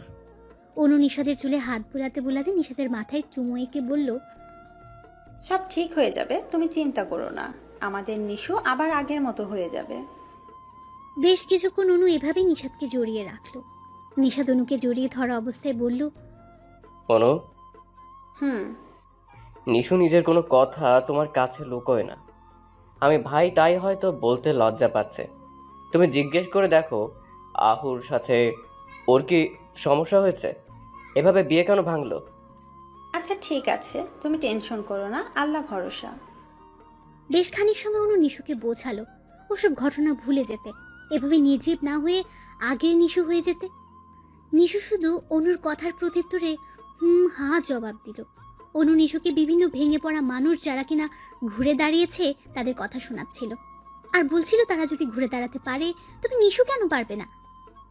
নিশু তাচ্ছিল্যের হাসি দিয়ে বলল, অনু আপু, আমরা সবসময় অপরকে উপদেশ দিই, তাদের বড় বড় মহান ব্যক্তিদের বাণী শোনাই। বিভিন্ন মানুষ যারা যারা কিনা ভেঙে পড়েও উঠে দাঁড়িয়েছে তাদের বাণী শোনায়। কিন্তু অনু আপু, ওসব বাণী বই পুস্তকে খাটে, বাস্তব জীবনে নয়। নয়তো ওইসব বাণী অপরকে শোনানো খুব সহজ, কিন্তু নিজের বেলায় প্রয়োগ করা খুব কঠিন। এখন তো আমার সেসব মেয়েদের কথা মনে করে হাসি পাচ্ছে, যাদের কিনা একসময় আমি বড় বড় কথা বলে ঘুরে দাঁড়াতে বলতাম। তাদের অবস্থা দেখে তখন কষ্ট হতো, কিন্তু তাদের ভেতরের ঝড় দেখার মতো সামর্থ্য আমার ছিল না। শুধু আমি কেন, পৃথিবীতে কেউই অন্যের মনের ঝড় বুঝতে পারে না, শুধু একটু বোঝার ভান করে মাত্র। আমার সাথে ঘটার পর আমি বুঝতে পারছি মেয়েগুলোর মনের অবস্থা কি হয়েছিল। তুমি বুঝতে পারবে না অনু আপু। তারা কি তোর বলা মোটিভেশনাল কথা শুনে একটুও মোটিভেট হয়নি? একজনও কি ঘুরে দাঁড়ায়নি তাদের জীবনে? হ্যাঁ, দাঁড়িয়েছে, প্রায় 70% দাঁড়িয়েছে। তাহলে? কিন্তু 30% দাঁড়াতে পারেনি, আর আমি বোধহয় ওই 30%-ই পড়েছি। নিশুর এমন কথা শুনে উনি একটু রাগ করে বলল, বাজে কথা বলিস না নিশু, এইসব ন্যাকামি কথায় আমাদের নিশুকে মানায় না। আর তুই আহুকে কি বলেছিস? তোর এখান থেকে যাওয়ার পর থেকেও কারোর সাথে কথা বলেনি, ঘর থেকে বেরও হয়নি। কি হয়েছে তোদের মাঝে? ওকে সত্যিটা বলে দিয়েছি। কি সত্যি? এই যে আমার রেপ হয়নি, তবে রেপের থেকে কম কিছুও হয়নি। মানে রেপ বলতে তোমরা বোঝো ভার্জিনিটি চলে যাওয়া। হ্যাঁ, আমি এখনো ভার্জিন, তবে মলেজ বা রেপ বলতে শুধু ভার্জিনিটি চলে যাওয়াকে বোঝায় না, অনেক কিছুই বোঝায় আপু, অনেক কিছু। মানে? সাকি সেদিন আমার সারা শরীর স্পর্শ করেছে, নোংরা নোংরা কথা বলেছে, আমার ঠোঁটে ওর নোংরা ঠোঁট ছুঁয়েছে। বিশ্বাস করো আপু, তারপর থেকে নিজের শরীরটাকে ঘৃণা লাগে। মনে হয় শরীরের যেখানে যেখানে ও স্পর্শ করেছে সেখানটা কেটে ফেলি, কিন্তু পারি না। মানসিক ভাবেও প্রতি সেকেন্ড টর্চার করছে আমায়। ওর বিচ্ছিরি হাসি, নোংরা কথা, অশ্লীল স্পর্শ আমার প্রতি নিয়ত আমার মনে মাথা ঘুরছে। আর প্রতিনিয়ত নিজেকে ধর্ষিতার মতো লাগছে। আমি আহুকে এটাই বলেছিলাম যে মেয়েকে তুমি 4 বছরের অধিক সময় ভালোবেসেও তার সাথে সম্পর্কে থেকেও তাকে ছুঁয়ে দিতে পারোনি, সে মেয়ে সারা শরীর একটা কুকুর ছুঁয়ে দিয়েছে। পারবে তুমি তেমন মেয়েকে নিয়ে সারা জীবন সংসার করতে, তার সাথে সারা জীবন কাটাতে গিয়ে? এটা তো মনে হবে না তোমার আগে তাকে অন্য কেউ তাকে ছুঁয়েছে? তো আহু কি বলেছে? কোনো কথা বলেনি, কতক্ষণ আমার দিকে তাকিয়ে থেকে চলে গেছে। কি? হ্যাঁ আপু, বললাম না বড় বড় ডায়লগ দেওয়া সোজা, কিন্তু কাজে খাটানো সহজ নয়। তোর কি মনে হয় আহু তাদের দলে? না, আমার আহু তাদের দলে না। আমি জানি ও ফিরবে, কিন্তু আমি চাই না ও ফিরুক। পরিস্থিতি বর্তমানে আমাদের পক্ষে না। পরিস্থিতি মাই ফুট, এসব ফিল্মি ডায়লগ মারা বন্ধ কর নিশু, আর আহুকে এক্ষুনি ফোন কর। সরি আপু, সম্ভব নয়। আমি আহুর বাবাকে ফোন করে বলে দিয়েছি বিয়ে হবে না। তো তুই বিয়ে ভাঙছিস, অন্য কেউ তোর সাথে একমত না, সবাই চায় বিয়েটা হোক। বিয়ে জীবনের একমাত্র লক্ষ্য নয় আপু, জীবনে আরো অনেক কিছু আছে। ঠিক আছে, তবে করিস না বিয়ে। বিয়ে বাদ দিয়ে নিজের লক্ষ্যে এগো, তাও ঘরবন্দি হয়ে থাকিস না। আপু প্লিজ এসব কথা বলো না, ভালো লাগছে না। তুমি যাও, ভাইয়ের সাথে গল্প করো, আমার খুব ঘুম পাচ্ছে, ঘুমাবো। অনু আর কোনো কথা বলল না, চুপচাপ রুম থেকে বের হয়ে গেল। অনু বের হওয়া মাত্রই নিশাত অনুকে বলল, কি হলো, কিছু বলছে ও? কি? নিশাদকে কিছুদিন সময় দেওয়া দরকার। একটা ভয়ানক ঝড় গেছে মেয়েটার উপর। সেটা থেকে ওকে আগে নিজেকে গুছিয়ে উঠতে দাও, আগে নিজেকে বুঝতে দাও। কিন্তু অনু, এভাবে একা একা রুম বন্ধ থাকা কোনো সলিউশন নয়। তা জানি, তবে ওকে কোনো মোটিভেশনাল বাণী দিয়ে লাভ হবে না, কারণ নিজেই মোটিভেশন দেওয়ার রানী। তবে কি করব? চলো নিশু, স্টাইলে কিছু করি। মানে? নিশু বলে না, মানুষকে শিক্ষা হোক বা মোটিভেশন দুটোই তাকে দিয়ে দেওয়ার হয় যাকে সে ভয় পায়। নিশু কাকে ভয় পায়? উল্টো পুরো এলাকা, আত্মীয় স্বজন ওকে জমের মতো ভয় পায়। অনু হেসে বলল, নিশু একমাত্র রেশমি আন্টিকে ভয় পায়। দেখা যাক সে কি করতে পারে। সে কি রাজি হবে? আলবাত হবে। রেশমি বসে আছে নিশুর ঠিক সামনে। একটা বড় পার্কের মাঠের মধ্যখানে মুখোমুখি বসে আছে দুজন। রেশমির হাতে বড় একটা ডান্ডা। রেশমি ডান্ডাটা নাড়াতে নাড়াতে বলল, অন ডিউটি থাকাকালীন বহু আসামিকে ডান্ডা মেরে ঠান্ডা করেছি। হ্যাঁ, তোমার মতো পুচকে মেয়েকে পারবো না, যে মেয়ে কিনা আমাকে ব্যাংক টিকটিকি ইঁদুরের ভয় দেখিয়েছিল, ব্যাংকে বসে 3rd 4th পেপার বুঝিয়েছে। তোমার নামে তো ইফটিজিং কেস করা দরকার। মেয়ে হয়ে মেয়েদের টিচ করো কেন? ছেলেরা কি দোষ করেছে জানো?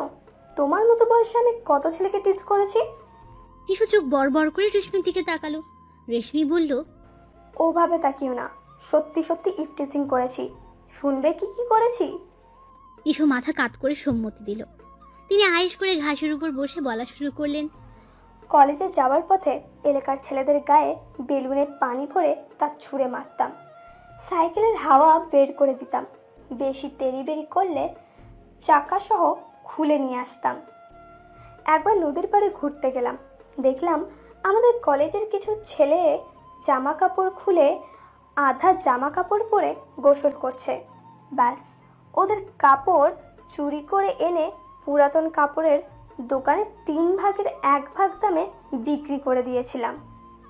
নিশু রেশমির কথা শুনে হা হা করে হেসে লুটিয়ে পড়ে বলল, আন্টি, আপনি তো আমার থেকে বড় পাজি ছিলেন।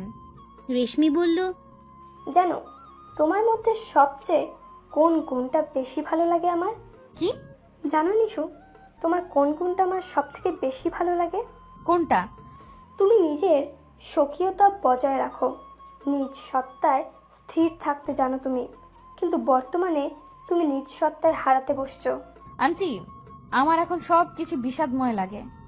সামান্য একটা ঘটনায় এমন হলে তাহলে আমার মতো যন্ত্রণা পেলে কেমন করতে? তবে তুমি বৈরাগী বা বনবাসী হতে। আপনার মতো যন্ত্রণা মানে? আন্টি, আপনার সাথে কি আমার মতো কোনো ঘটনা ঘটেছিল? এমন নয়, তবে মানসিক প্রেশার তোমার মতো ছিল। আন্টি, আমাকে বলা যাবে? এক শর্তে। কি? এই ঘটনা তুমি আমি ছাড়া তৃতীয় কেউ জানবে না, এমনকি আহুও না। ওকে, ডান। মৃদু হেসে রেশমি বলল, জানো আমি বিয়ে কেন করিনি? হ্যাঁ, দেশ সেবা করবেন বলে। মৃদু হেসে রেশমি বলল, তেমন কিছু না। আমার সাথে বহু মহিলা আছে যারা সংসার সামলেও চাকরি করছে, দেশ সেবা করেছে। তবে বিয়ে কেন করেননি? ছ্যাঁকা খেয়েছিলাম। হ্যাঁ, একজনকে ভালোবাসতাম, তাকে পাইনি বলে বিয়ের কথা আর চিন্তা করিনি। কেন জানি মনে হতো তার স্থান অন্য কাউকে দেওয়া সম্ভব নয়। কে সে? রিমনের বাবা। মানে আপনার বোনের স্বামী? হ্যাঁ। কিন্তু কিভাবে কি? পুরো ঘটনা বলুন না প্লিজ। হ্যাঁ বলছি। আমার বড় বোন রোজিনা আর আমি মাত্র 20 মাসের ছোট বড় ছিলাম। একই সাথে একই ক্লাসে দুজনে পড়তাম। বড় আপু ছিল প্রচণ্ড শান্ত মেয়ে, আর আমাকে তো দেখোই কেমন। আমাদের দুজনকে মাইনুল স্যার মানে রিমনের বাবা বাসায় এসে পড়াতেন। তখনই আমি স্যারের প্রেমে পড়ে যাই। স্যারের বাবার সাথে আমার বাবার বন্ধুত্ব ভালো ছিল। তারা দুজন মিলে বড় আপা আর স্যারের বিয়ে ঠিক করে ফেলে। আমার তখন দম বন্ধ করা অবস্থা হয়েছিল। না পারছিলাম বাবাকে বলতে, না স্যারকে। তাদের বিয়ে হওয়ার 2 দিন আগে অনেক সাহস করে স্যারকে নিজের মনের কথা বলেছিলাম। স্যার শুনে কিছুক্ষণ গম্ভীর থেকে বলেছিল, রেশমি, তোমাদের দু বোনকে আমি কখনো সে নজরে দেখিনি। তবুও বাবা যখন রুজিনার সাথে বিয়ে ঠিক করলো তখন না করিনি। তুমি এখন না বলে আরো আগে বললে হয়তো তোমার বা আমার পরিবারকে কিছু বলা যেত, যেটা এখন সম্ভব নয়। তুমি আমার চেয়ে ভালো কাউকে পাবে আশা করি। তুমি যথেষ্ট বুদ্ধিমতী মেয়ে, তোমাকে এই বিষয়ে বোঝানোর প্রয়োজন আছে বলে মনে করি না। আমি অনেকটা হতাশ হয়ে পড়েছিলাম। স্যারকে বলেছিলাম, আমি জানি এখন কিছু হওয়ার নয়, আমি শুধু চাই আপনি একবার আমায় ছুঁয়ে দিন। আপনার আগে যেন আমার কেউ স্পর্শ করতে না পারে। আপনার প্রথম স্পর্শ আমার স্বর্গীয় পাওয়া হবে। স্যার আমার মাথায় হাত রেখে মৃদু হেসে বলেছিলেন, বয়সটা আবেগের, তাই আবেগে কথা বলছো। যখন আবেগটা কেটে যাবে তখন এই স্পর্শকে অভিশাপ মনে হবে। যাও, বাড়ি যাও। আমি স্যারের কথা শুনিনি। ঝড়ের গতিতে স্যারকে জড়িয়ে ধরে ডুকরে কেঁদেছিলাম। স্বার্থপরের মতো বলছিলাম, চলুন দূরে কোথাও পালিয়ে যাই, যেখানে আমাদের কেউ জানবে না। স্যার সেদিন আমার মাথায় চুমু এঁকে বলেছিল, ছুঁয়ে দিলাম তোমায়, এর বেশি স্পর্শ করা আমার পক্ষে সম্ভব নয়। আমি আমার পরিবারের সম্মান নিয়ে খেলতে পারবো না। স্যার সেদিন চলে গেলেন, আমি শুধু কেঁদেছিলাম। সত্যি সেদিন আবেগী হয়ে পড়েছিলাম, নয়তো স্বার্থপরের মতো নিজের বোনের ঘর ভাঙার কথা বলতে পারতাম না। লজ্জায় সেদিনের পর স্যারের সামনে সহজে যেতাম না। ভুলবশত তার সাথে দেখা হলেও কথা বলতাম না। বড় আপু স্যারের সংসার সুখে চলছিল। বিয়ের 2 বছর পর আপু কনসিভ করে। আমি তখন সিভিল সার্ভিসের ট্রেনিং নিচ্ছিলাম। বাসা থেকে বিয়ের কথা বললেও আমি না করে দিতাম। মনে মনে পণ করেছিলাম যে মন স্যারকে ছুঁয়েছে সে মন অন্য কেউ কখনো স্থান পাবে না। আমার বয়স তখন আবেগের ছিল, কিন্তু সিদ্ধান্ত অটল ছিল। ট্রেনিং শেষে যেদিন বাড়ি ফিরছিলাম তখন পথে কিছু জটলা দেখে সেখানে গেলাম। গিয়ে দেখি স্যার অ্যাক্সিডেন্ট করে রক্তাক্ত অবস্থায় রাস্তায় পড়ে আছে। মন ওই মুহূর্তে থেমে গিয়েছিল, কিন্তু মাথা ঠিকই কাজ করছিল।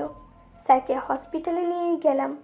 ডাক্তাররা বলল, বাঁচানো সম্ভব নয়। স্যার শেষবারের মতো আমাকে কিছু বলেছিলেন। স্যার খুব ধীরে ধীরে আমাকে বললেন, রেশমি, আমার বিয়ের অনেক আগে থেকে তোমাকে ভালোবাসতাম, কিন্তু কিছু। বাকিটা স্যার আর বলতে পারলেন না। তবে স্যারের এতটুকু কথা এটা বুঝেছিলাম। সেদিন যখন স্যার আমার মাথায় চুমু খেয়েছিলেন, সেদিন কেন তিনি কেঁদেছিলেন, তার কান্না করার কারণ জানতে পারলেও আজও জানতে পারিনি কেন তিনি আমাকে ভালোবাসার সত্ত্বেও আপুকে বিয়ে করলো। এই প্রশ্নটার অঙ্কে বহু বছর যাবৎ মনের মধ্যে কষতে চেষ্টা করেছিলাম, কিন্তু প্রতিবার ব্যর্থ হয়েছি। এটা এমনই প্রশ্ন যার উত্তর আমি অন্য কারোর কাছে জানতে চাইতে পারবো না। প্রত্যেকের জীবনে কিছু কিছু উত্তরহীন প্রশ্ন থাকে। আমার জীবনের এই প্রশ্নের উত্তরটাও পাওয়া সম্ভব না, কারণ প্রশ্নটা যার সে তো আর নেই। আর প্রশ্নটাই এমন যা অন্য কারোর কাছে আমি জিজ্ঞেস করতেও পারবো না। তাই প্রশ্নটাকে প্রশ্ন হিসেবে রাখলাম এতগুলো বছর। কি মানসিক যন্ত্রণায় আর একাকিত্বে কাটিয়েছি তা কেবল আমিই জানি। বন্ধুরা বলতো বিয়ে করে নে, কিন্তু আমি তো এমনই পণ করেছিলাম বিয়ে করব না। আর স্যার মৃত্যুর আগে যা বলল তাতে বিয়ে করার প্রশ্নই ওঠে না। স্যারের মৃত্যুর শোক আপু নিতে পারল না। রিমন জন্মের সময় মৃত্যু হলো তার। ভেবেছিলাম কোনো একদিন আপুকে স্যারের প্রশ্নটা করব, কিন্তু তার হলো না। আপু স্যার দুজনেই চলে গেলেন, আমার জন্য রেখে গেলেন প্রশ্ন। তবে তারা দুজনে আমাকে বেঁচে থাকার নতুন জ্যোতি দিয়ে গেলেন, আমার রিমনকে। আমার পরিবার বিয়ের জন্য কম চেষ্টা করেনি, কিন্তু রিমনের দিকে তাকালে মনে হতো ও আপন নয়, আমার সন্তান। স্যার হয়তো কোনো কারণে আমাকে বিয়ে করতে পারেনি, তবে ভালো তো বেসেছিলেন। আর তার ভালোবাসার একটা অংশ রিমন। আমার বেঁচে থাকার জন্য এতটুকুই যথেষ্ট। বিয়ে না করলেও আমি আমার জীবনকে থামিয়ে রাখিনি। জীবনের সকল আনন্দ উপভোগ করেছি। হ্যাঁ, একটু ভেঙে পড়েছিলাম, তবে জীবনে উঠে দাঁড়িয়েছি, আবার হাসতে শিখেছি। ভালো থাকতে জানি আমি। জীবনটা কোনো বস্তু নয় যে কেউ নাড়া না দিলে স্থির থাকবে। জীবনটা সাগরের ঢেউয়ের মতো, একটা ঢেউ ভাঙবে, নতুন হাজারটা গড়বে। তেমনি কোনো ব্যক্তি বা ঘটনার জন্য জীবন থেমে থাকে না। জীবনকে সাগরের মতো গড়ো, যে বিশাল হবে, মহান হবে, নিজের মাঝে ঝড় তুফান জন্মাবে, কিন্তু কিছুক্ষণ পর শান্তও হবে এবং সে সমুদ্রই থাকবে। সমুদ্রে ঝড় হবে বলে কি সে সমুদ্র থাকে না? হ্যাঁ, খানিকটা ঝড়ে সমুদ্রে কিছুটা এলোমেলো হয়, তবে কিছুক্ষণ পর ঠিক শীতলও হয়। তোমার জীবনে একটা ঘটনায় তুমি থেমে গেছো, অথচ তোমার ভালোবাসার মানুষগুলো তোমার কাছে। আর আমার জীবন সংগ্রামে ভালোবাসার মানুষটাকেই হারিয়ে ফেলছি। পাশে হাত ধরে চলার মতো তেমন কাউকে পাইনি, তবুও জীবনটাকে স্থির রাখিনি। আর তোমার নিজের মানুষটা তোমার পাশে আছে, তাছাড়া তোমার পরিবার সবাই তোমাকে সাপোর্ট করে। তবে তোমার ভয় কি বলো? নিশু নিশ্চুপ। নিশু, জীবনে অনেক মানুষই আসে যায়, কিন্তু আহুর মতো ভালোবেসে হাত ধরে রাখার মতো সাহস সবাই করে না। তুমি জানো, আমি প্রথমে তোমাদের বিয়ে ভেঙে দিতে চেয়েছিলাম। কেন? প্রথম দিন তোমাকে দেখেই বুঝে গেছিলাম তুমি সেই ব্যাংকের মেয়েটা। রাগ ছিল তোমার উপর খুব। প্রথম দিন কি করে চিনলেন? তুমি বোরকা পরা ছিলে, মুখে মেকআপ বাঁধা ছিল, কিন্তু তোমার ভুরু উপরের তিলটা ঠিকই দেখা যাচ্ছিল। তাই তো তোমাকে দেখেই চিনিয়ে ফেলেছিলাম। বাড়ি গিয়ে আহুকে বললাম এই মেয়েকে বিয়ে করার কোনো প্রয়োজন নেই। আহুই আমায় বলেছিল তোমাকে কয়েকদিন দেখে যেন সিদ্ধান্ত নিই। তোমার প্রতি ওর ভরসা অটল। তারপর তোমাকে দেখলাম, জানলাম, বুঝলাম, তাতে যা মানলাম তুমি ঠিক আমার অতীত। আমিও তোমার মতো চঞ্চল ছিলাম।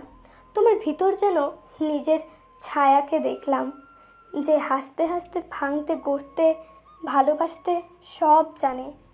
তবে হ্যাঁ, তুমি যেমন পানির মতো মিথ্যে বলো, তেমন আমি পারি না।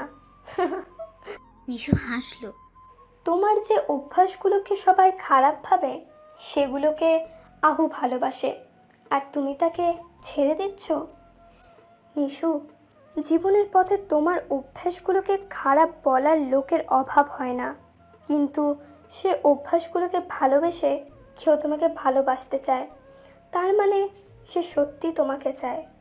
আর তুমি শুধু তাকেই ছেড়ে দিচ্ছ না, ছেড়ে দিচ্ছ নিজের জীবনটাকেও।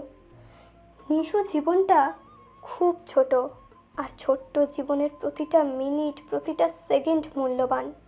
সামান্য একটা ঘটনায় জীবনটাকে থামিয়ে রাখা বোকামি কিনা বলো?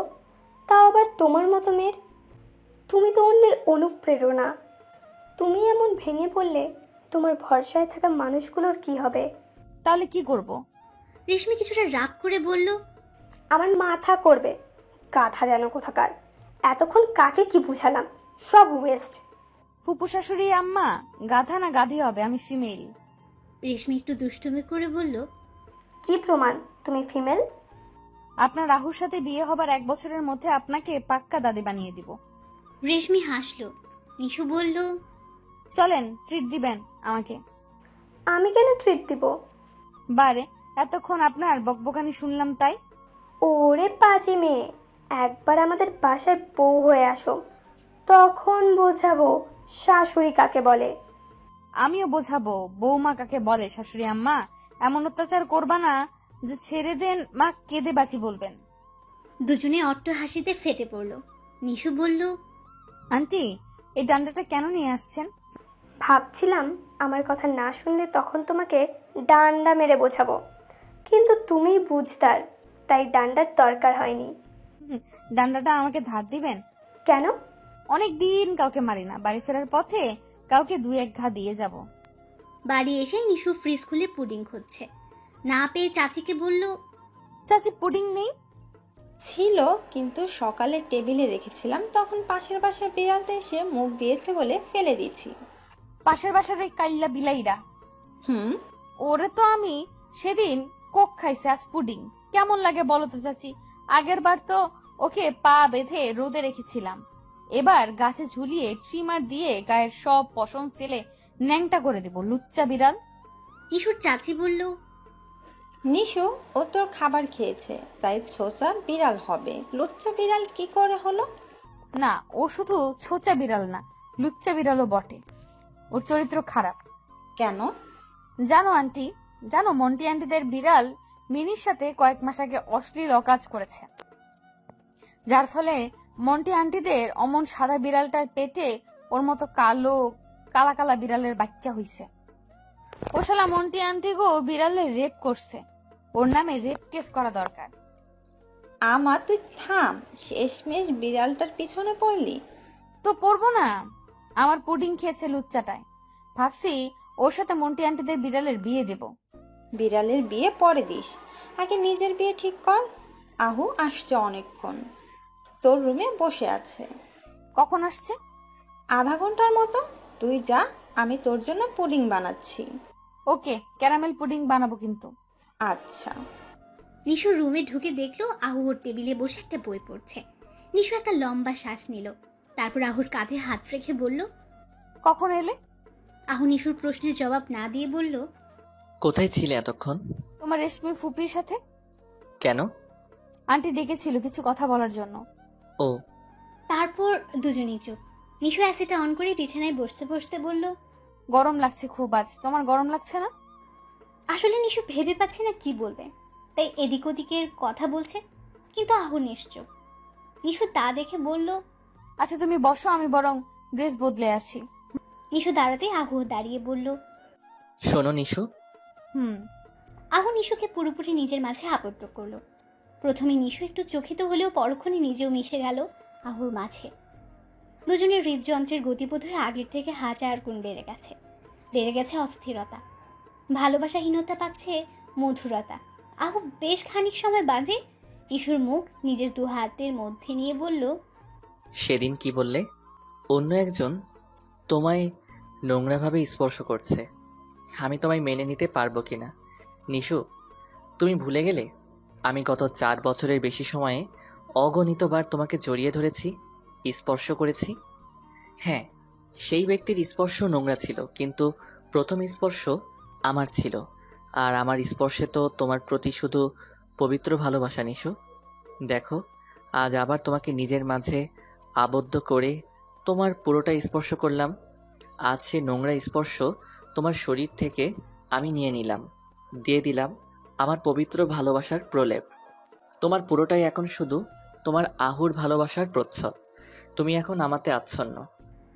আহু নিশুর কপালে, গালে, চোখে ঠোঁট ছুঁয়ে বলল, আমার ঠোঁটের স্পর্শ দিয়ে সেই নোংরামি শুষে নিলাম। তুমি এখন আমার ভালোবাসায় ভালোবাসাময়ী। আরও কারো স্পর্শ নেই তোমার শরীরে। তোমার শরীর, মন, আত্মায় এখন আমার বসবাস। তোমার শরীরের প্রতি বিন্দুতে এখন আমার বিচরণ। সারা জীবন আমার ছোঁয়াতে আচ্ছাদিত থাকবে তুমি। নিশুর গাল বেয়ে টুপটাপ জলধারা বর্ষিত হচ্ছে। নিশু চোখ মেলে আহুর দিকে তাকিয়ে নিজের আঙ্গুল দিয়ে নিজের ঠোঁট ছুঁয়ে বলল, গত 4 বছরে এখানে কখনো তোমার ছোঁয়া পাইনি। এটা কি জরুরি এখন? তুমিই তো বললে আমার পুরোটা জুড়ে তোমার বিচরণ। আমি এই মুহূর্ত থেকে আমার পুরোটায় তোমার বিচরণ নাই, তোমার অস্তিত্ব অনুভব করতে চাই। তুমি পাগলি নিশু। হ্যাঁ, তোমার ভালোবাসায়। দাও না ছুঁয়ে আজ থেকে না হয় আমার পুরো নিঃশ্বাসে রন্ধ্রে রন্ধ্রে তোমার অস্তিত্ব, তোমার বিচরণ অনুভব করি। নিশু আহুর গলা জড়িয়ে খানিকটা উঁচু হয়ে আহুর চোখে ভালোবাসার স্পর্শ দিল। নিশুর চোখ থেকে তখনও অশ্রু নামক নোনা তরল ঝরছে। আহু নিশুর গালে হাত দিয়ে প্রবল আবেগ, মায়া আর ভালোবাসায় নিশুর ঠোঁটকে ভালোবাসায় জড়ালো। নিশু সাকিকে হকি স্টিক দিয়ে পেটাচ্ছে। নিশাদ আহু তা দেখে হাততালি দিচ্ছে। গতকাল বিকেলে সাকিকে জামিনে বের করা হয়েছিল, আর আজ সকালে সে তার দুর্ভাগ্যক্রমে নিশুর সামনে পড়ে। ব্যাস, কাজ খতম। বাকি কাজ নিশু করছে। মারতে মারতে ভর্তা বানাচ্ছে। সাকি আ আ করে চিল্লাচ্ছে। আশেপাশে কেউ কিছু বলার সাহস করছে না, কারণ সবাই জানে যে বলতে যাবে সেই নিশুর হকি স্টিকের শিকার হবে। তাই চুপচাপ তামাশা দেখাকেই শ্রেয় মনে করলো সবাই। নিশাদ আহু দাঁড়িয়ে দাঁড়িয়ে চুপচাপ দেখছে আর হাততালি দিচ্ছে। পাশ থেকে একজন ওদের দুজনকে উদ্দেশ্য করে বলল, আপনারা ওই 2 জন গুণীমেরকে চেনেন? নিশাদ গর্ব করে বলল, আমার ছোট বোন। আহু হাততালি ছেড়ে শীষ বাজিয়ে বলল। আমার হবু স্ত্রী। লোকটা চোখ বড় বড় করে বলল। আপনার ছোট বোন আর আপনার হবু স্ত্রী ছেলেদের পেটাচ্ছে, গুন্ডামি করছে, সেটা দেখে আপনাদের মজা লাগছে? আহু বলল। আরে আঙ্কেল, ওর এই গুন্ডামি দেখেই তো ওকে ভালোবেসেছি। নিশাত বলল। ওকে মারামারি করা আমি শিখিয়েছি। লোকটা কিছুক্ষণ মাথায় হাত দিয়ে থেকে বলল। ভাবছি ডক্টর ইউসুফের নোবেলটা চুরি করে আপনাদের দুজনকে দিব। আহু বলল। কেন? আপনাদের কার্যকলাপই তেমন। নিশাত বলল। ধন্যবাদ, যান নোবেলটা নিয়ে আসুন। লোকটা মাথা চুলকাতে চুলকাতে চলে গেল। আহু নিশাতকে উদ্দেশ্য করে বলল। ভাইয়া, our Nishu is back. Yes bro. বেশ খানিক সময় যাবত নিশু শুধু সাকির পেছনে হকি স্টিক দিয়ে মারলো। পুলিশ এসে ওকে থামালো। নিশুকে গ্রেফতার করতে পারলো না রেশমির কারণে। রাস্তায় শুয়ে ব্যথায় কাতরাচ্ছে সাকি। আহু সাকির পাশে বসে বলল। কিরে বাচ্চা হারামি, কেমন লাগছে? কিডন্যাপ করার আর লোক পেলি না, বেছে বেছে আমার নিশুকে কিডন্যাপ করলি, এখন মজা বোঝ। আহু গন্ধ নেওয়ার ভঙ্গিতে নাক টেনে বলল। এই গন্ধ আসছে কিসের রে? শালা মারকে হিসু করে দিলি নাকি? আস্তাগফিরুল্লাহ, সি সি সি। কমিশনারের ছেলে হয়ে রাস্তায় মেয়েদের হাতে মায়েরকে হিসু করে দিলি? মান সম্মান সব মফিসদের বাড়ির বাথরুমে ফেলে এলি। সাকি ব্যথায় কাতরাতে কাতরাতে বলল। সব কটাকে দেখে নিব, আর নিশুকে ছাড়বো না। ওকে। বাকিটা বলার আগে আহু সাকির নাক বরাবর ঘুষি মেরে বলল। নিশুকে কিছু করার জন্য তুই ঠিক থাকবি কিনা তার গ্যারান্টি কি? আজ রাতটা সুস্থভাবে কাটিয়ে দেখা। আমি নিশুর সামনে সবসময় সরল সেজে থাকি, কারণ নিশু আমাকে তেমন পছন্দ করে না। বাকি আমাকে ভালো ছেলে ভাবার কোনো কারণ নেই। নিশু থেকে দূরে থাকা তোর জন্য ফরজ, মনে রাখিস। আহু যাবার সময় সাকির পাছে আরেকটা লাথি দিয়ে গেল। বেচারা ব্যথায় চিৎকার করতে লাগলো। নিশাত অনুকে নিজের মাঝে জড়িয়ে নিয়ে বলল। অনু, আমি বাবা কবে হব? অনু কপট রাগ দেখিয়ে বলল। শেষ পর্যন্ত বিয়েটা হয়ে গেল। 4.5 বছরের অপেক্ষার অবসান হলো। যখন কবুল বলছিলাম তখন ভয় আর সুখের ছোঁয়া এসে মনকে ঘিরে ধরেছিল। আজ থেকে আহু আর আমি দুজনার বহু প্রতীক্ষার অবসান হলো দুজনার। পুরো রুম জুড়ে গোলাপি আর নীল রং তার হালকা আলোয় স্নিগ্ধতায় মুড়ে দিয়েছে। এ আলোর কারণে নিশুর চুড়ি আর গায়ের গয়না ঝিকমিক করছে, ঠিক আলোক ছটার মতো। নিশুর নাকের হীরার নাকফুলটা বারবার চমক দিচ্ছে। এত ভারী শাড়ি গয়না পরেও নিশুর অস্বস্তি লাগছে না, বরং বেশ ভালো লাগছে। ভালো লাগছে আজ আহুর জন্য অপেক্ষা করতে। রুম স্প্রের হালকা বেলি ফুলের ঘ্রাণে মন মাতাল মাতাল করছে। কিছুক্ষণ পর আহু এলো। নিশুর মুখোমুখি বসে আঙ্গুল দিয়ে নিশুর চুড়িতে টান দিল। হালকা টানে চুড়িগুলো রিনঝিন শব্দে নেচে উঠল। নিশু কিছুটা কেঁপে উঠল। আহু নিশুর আঙ্গুলের ভাঁজে আঙ্গুল ডুবিয়ে বলল। তোমাকে খুব সুন্দর লাগছে নিশু। হালকা গোলাপি আর নীল আলোয় তোমাকে নীল ঝিলে ফোটা গোলাপি পদ্মের মতো মায়াবী, নির্মল আর স্নিগ্ধ লাগছে। তোমার নাকের নাকফুলটা সকালবেলা সূর্য ওঠার আগে যে তারাটা দেখা যায়, সেই শুকতারার মতো জলজল করছে, যা অপরূপভাবে চমকাচ্ছে। তোমার চুরির রিনিঝিনি শব্দ বৃষ্টির মতো ছন্দ তুলছে, আর তোমার খোপায় লাগালো বেলি ফুলগুলো আমায় মাদকের মতো টানছে। আজ তোমার পুরোটা জোরে মাদকতা বিরাজ করছে নিশু। নিশু লজ্জায় মাথা নিচু করে বলল। আহু, আমার খুব ভয় করছে। আমার বাঘিনীর ভয় করছে? না, ঠিক ভয় না, তবে কেমন জানি লাগছে। প্রথম রাত তো তাই, পরে ঠিক হয়ে যাবে। আহুর কথা বলার স্টাইল প্রচন্ড দুষ্ট ছিল। আহু, ভালো হচ্ছে না কিন্তু। ভালো তো এখন হবে। চলো তোমাকে সুন্দর একটা জিনিস দেখাই। কি? পূর্ণিমার দুটো চাঁদ একসাথে দেখাবো। দুটো চাঁদ? হ্যাঁ। নো ফিল্ম ডায়লগ আহু। আহু নিশুর হাত ধরে নিচে নামিয়ে নিয়ে বারান্দায় যাবে, তখন দরজায় টোকা পড়ল। আহু কপাল কুঁচকে চোখে মুখে বিরক্তির ভাব টেনে বলল। এই সময় কে আসলো? নিশু নাক ফুলিয়ে বলল। আমি কি করে বলবো? দরজা খুলে দেখো। আহু দরজা খুলতেই রেশমি আহুকে ঠেলে রুমে ঢুকে বলল। তোদের দুজনকে বিরক্ত করার জন্য দুঃখিত। আমি নিশুর বিয়ের গিফট দিতে এলাম। নিশু মৃদু হেসে বলল। গিফট লাগবে না ফুপি, দোয়া করলেই হবে। রেশমি হাসি দিয়ে নিশুর হাতে র্যাপিং পেপার দিয়ে সাজানো পরিপাটি সুন্দর একটা বক্স তুলে দিয়ে বলল, হ্যাপি ম্যারিড লাইফ। নিশু বক্সটা হাতে নিয়ে বলল, ধন্যবাদ ফুপি। ওয়েলকাম টু আওয়ার ফ্যামিলি বৌমা। আজ থেকে রোজ তোমার সাথে বউ শাশুড়ি খেলবো। তার আগে গিফটটা খুলে দেখো। আহুকে উদ্দেশ্য করে বলল। আহু, তুই অন্যদিকে তাকা। আহু অন্যদিকে তাকানোর পর নিশু বক্স খুলে 880 ভোল্টের ঝটকা খেলো। চোখ বড় বড় করে রেশমির দিকে তাকিয়ে বলল, এগুলো কি আন্টি? রেশমি আওয়াজ কিছুটা নিচু করে বলল, মাল্টি কালার থার্ড পেপার বৌমা। কেন, তুমি না ব্র্যান্ড জানতে চেয়েছিলে? তাই পুরো সেট সহ কিনে দিলাম। সাইজ মিলিয়ে নিও। তুমি তো আবার আমার মতো মোটু না, বরং পাটকাঠি। নিশু হাসবে না কাঁদবে ভেবে পাচ্ছে না। বিয়ের দিন শাশুড়ি তার ছেলের বউকে এমন উপহার দিতে পারে বলে নিশুর ধারণা ছিল না। নিশু ঠোঁট বাঁকিয়ে বলল, আপনি এখনো আমাদের ফার্স্ট মিটিং মনে রাখছেন? ওটা ভোলা কি এত সহজ বৌমা? আচ্ছা শোনো, বিয়ের সময় তোমাদের বাসায় একটা মেয়ে দেখলাম, চেহারা হুবহু তোমার মতো, নীল চোখ মেটার। সে কে? আগে তো দেখিনি। ও ইস্যু আমার বড় কাকার ছোট মেয়ে। এতদিন ভারতে দার্জিলিংয়ে পড়াশোনা করতো, আমার বিয়ে উপলক্ষে আসছে। মেয়েটা দেখতে খুব মিষ্টি, লক্ষ্মী আর শান্ত। ভাবছি রিমনের সাথে বেশ মানাবে তোমার বোনকে। তুমি কি বলো, তোমার পরিবারের সাথে কথা বলবো? কিছুক্ষণ ভেবে নিশু বলল, হ্যাঁ হ্যাঁ অবশ্যই বলুন, ইস্যুর মতো মিষ্টি মেয়ে খুব কমই পাবেন। আচ্ছা, তবে তোমাদের বউ ভাতের পর কথা বলবো। ওকে। এখন তোমাদের সময়। Enjoy baby. Best of luck সংসার জীবনের জন্য। আর তার সাথে আমার মতো ফুপু শাশুড়ির সাথে সারা জীবন কাটাবে বলে স্বাগতম। রেশমি যেতেই নিশু মাথায় হাত দিয়ে বলল, হায়রে গিফট, হায়রে মাল্টি কালার মাল, থুকু ফুপু। আহু কাছে এসে বলল, কি গিফট দিল ফুপি?